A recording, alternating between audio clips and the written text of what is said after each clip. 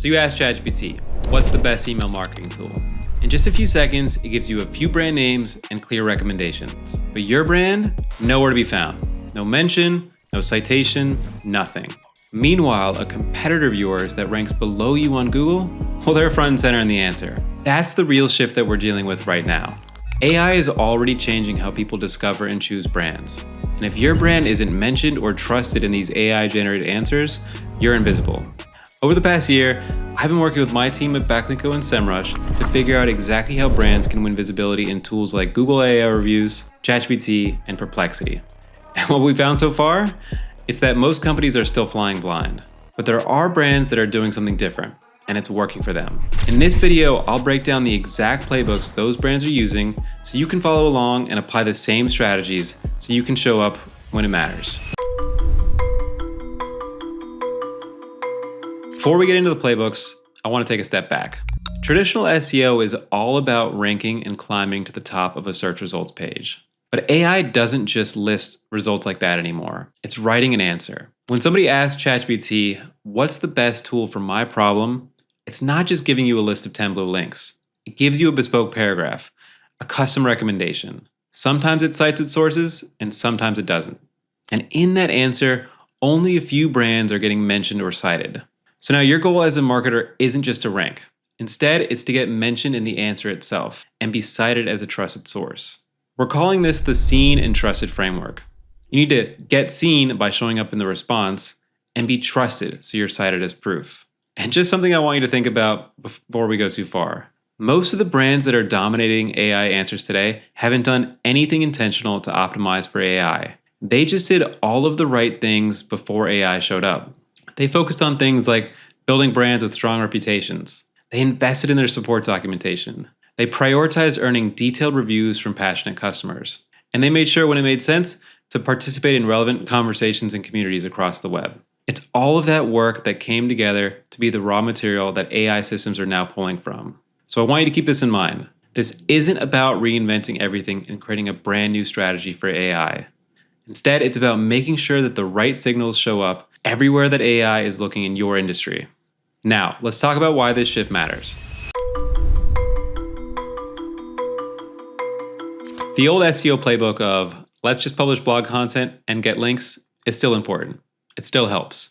But really, it's no longer enough because AI doesn't just look at your website. It's pulling signals from Reddit threads, customer reviews, media coverage, support docs, LinkedIn posts, and even things like how your founder answers questions on podcasts. If those signals are outdated, invisible, or inconsistent, then AI is going to skip you. Or worse, misrepresent you. So your team can write the best article on the internet for any given topic, but still lose out to a competitor that has worse content, but an overall stronger set of brand signals offsite. That's what's at stake here. Visibility in AI is not just an SEO and content play. It needs to be viewed as a cross-functional, cross-department game. And most companies are stuck because they're just unprepared and they're still operating in silos.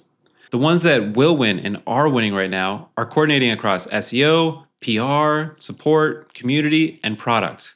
Because AI rewards the entire brand, not just the site. So let me show you exactly how to do that, starting with the first playbook, Get Seen. All right, this is our first playbook, how to get seen. This means showing up as a mentioned brand in AI-generated answers, even if you're not getting a link or click through to your website. But here's the thing, AI doesn't just mention brands, it describes them, sometimes positively and sometimes not. For example, I asked ChatGPT if ActiveCampaign is a good option. It came back and said, comprehensive but pricey. That sticks. These characterizations are coming from sentiment signals, the stuff that AI is reading across the web. So, how do you influence that? You need to focus on shaping the 4 places that AI gets those signals. Starting with review platforms.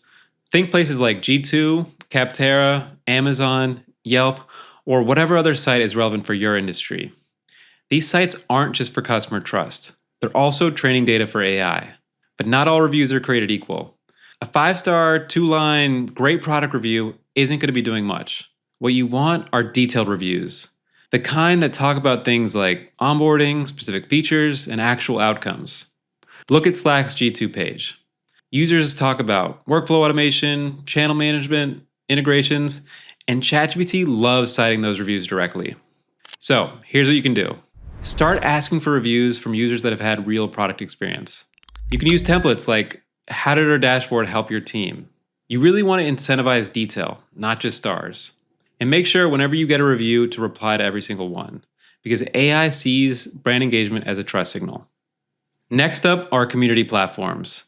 Think Reddit, Quora, Stack Overflow, and even LinkedIn comments and Twitter threads.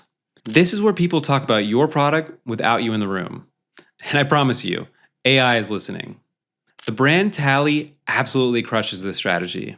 They show up in so many different Reddit threads about form builders that ChatGPT often recommends them over more well-known tools. Why? Because their co-founder actually shows up. She's often seen answering questions, sharing what the team is working on, and even admitting where they fall short. People love authenticity, and it's often a winning strategy. So, for your brand, you should join relevant threads, even if you're not the answer. Try to address misconceptions before they spread. Let your product and support team chime in directly. And maybe most importantly, I think probably definitely most importantly, treat forums like customer service, not just marketing. Next is UGC and social proof.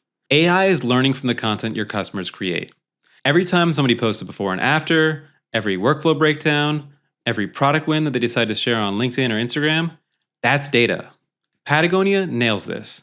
Their customers are constantly talking about things like sustainability, exchange policies, outdoor performance, and all of those mentions fuel AI recommendations.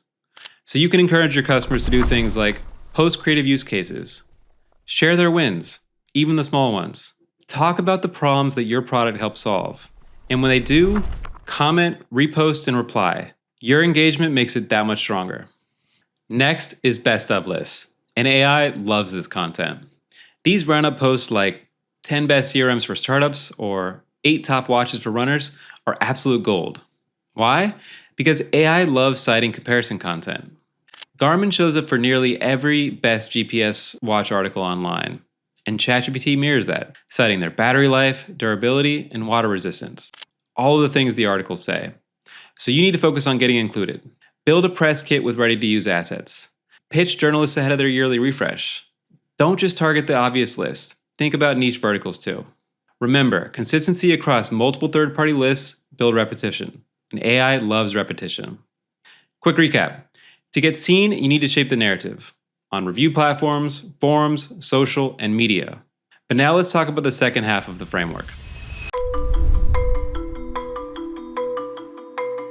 Being mentioned is great, but if you want citations, the according to yourbrand.com type of visibility, then you need to earn trust. And here's how. First, make sure your site is crawlable for AI. And I still see too many brands messing this up.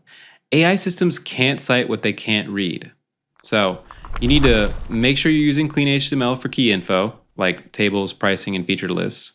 Don't hide any of your important content behind tabs, accordions, or JavaScript. Make sure your pricing is visible on first load, and use schema for FAQs, products, and reviews. Think of it this way. If your site passes Core Web Vitals and all of the content loads in cleanly, then it's probably AI friendly. Second, fix your Wikipedia and knowledge graph info. These are foundational, especially for bigger brands. Wikipedia is one of the most cited sources on ChatGPT, and the Google Knowledge Graph powers AI overviews. If they list outdated pricing, old products, or past executives, then AI will quote it as fact. Audit your Wikipedia page quarterly. And if you don't have one yet, make a plan to try and create one. When you're proposing edits, make sure to do so with neutral language and credible sources so it doesn't get nixed.